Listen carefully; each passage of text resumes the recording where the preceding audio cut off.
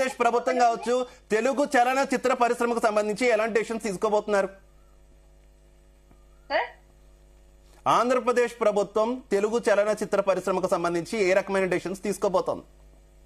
Sir ఇక్కడ పవన్ కళ్యాణ్ గారు కూడా క్లియర్ గా చెప్పడం జరిగింది సార్, ఏపీ డిప్యూటీ సీఎం గారు. అంటే ఇక్కడ వ్యక్తులు వ్యక్తిగతంగా ఎదగడం కాదు, ఇక్కడ అభివృద్ధి జరగాలి, ఇండస్ట్రీ అభివృద్ధి జరగాలన్నది మాత్రం ప్రభుత్వం, ఏపీ కూటమి ప్రభుత్వం అయితే మాత్రం దీని మీద కఠినమైన నిర్ణయాలు అయితే మాత్రం అవలంబించిపోతుందన్నది క్లియర్ గా అర్థమవుతుంది సార్. ఇవాళ పవన్ కళ్యాణ్ గారి సినిమాని వీళ్ళు ఆపేస్తారనో బంధులు చేస్తారనో కాదు, కాకపోతే ఒక ప్రక్షాళన జరగాల్సిన టైం వచ్చినప్పుడు ఖచ్చితంగా జరుగుతుంది సార్. ఇవాళ పవన్ కళ్యాణ్ గారి సినిమా వస్తుంది కాబట్టి వీళ్ళు థియేటర్ల బంధాన్ని పిలుపునివ్వడం, నలుగురు మాత్రమే గుత్తాధిపత్యాన్ని చెలాయించడం, అందులో అల్లు అరవింద్ గారు నేను లెఫ్ట్ అవ్వడం కానీ, ఆ తర్వాత దీని వెనక 10 మంది తెర వెనుకున్నారని చెప్పడం కానీ, ఈ అన్నిటినీ కూడా సార్ ఇవాళ సినిమా పరిశ్రమ మీద ఆధారపడి బతికేటువంటి అనేక మంది కార్మికులు ఉంటారు. ఆ కార్మికుల కష్టాలన్నీ కూడా చూసినటువంటి వ్యక్తి, అర్థం చేసుకున్నటువంటి వ్యక్తి ఏపీ డిప్యూటీ సీఎం గారు. ఒక హీరో గారే కాదు సార్, ప్రతి విషయంలోనే కూడా ఆయన సాయాన్ని పొందిన వ్యక్తులు కానీ,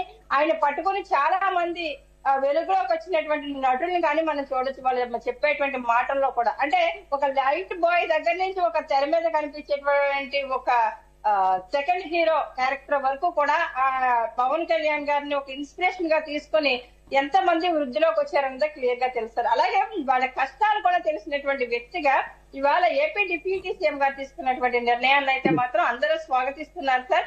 వైఎస్ఆర్సీపీ కావచ్చు, ఈ తెర వెనక ఉన్నటువంటి ఈ 4 వ్యక్తుల 10 మంది వ్యక్తులు ఆపేస్తే ఆగిపోయేటువంటి పరిస్థితి అయితే మాత్రం హరిహర వీరమల్లు సినిమాకి అయితే మాత్రం ఉండదు.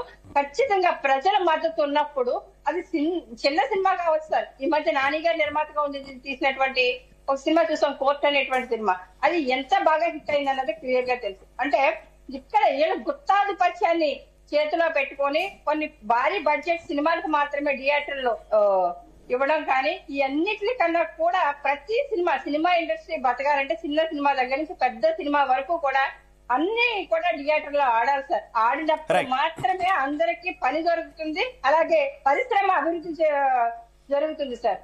కానీ ప్రభుత్వానికి ఒక వారధిలా పనిచేయాల్సినటువంటి వ్యక్తులు, మధ్యలో ఉన్నటువంటి వ్యక్తులు చేసేటువంటి కొన్ని కుట్రలు కావచ్చు, ఆ కుట్ర కోణాల్లో మాత్రం ప్రతిసారి పవన్ కళ్యాణ్ గారి సినిమాని మాత్రమే టార్గెట్ చేయడం వెనుక మాత్రం దీని వెనక పెద్ద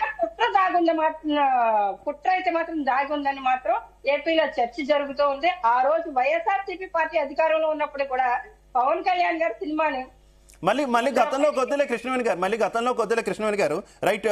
భరత్ కుమార్ గారు ఇప్పుడు ఇక నుంచైనా మనం మొత్తం మూలాల్లోకి వస్తే అసలు ఇది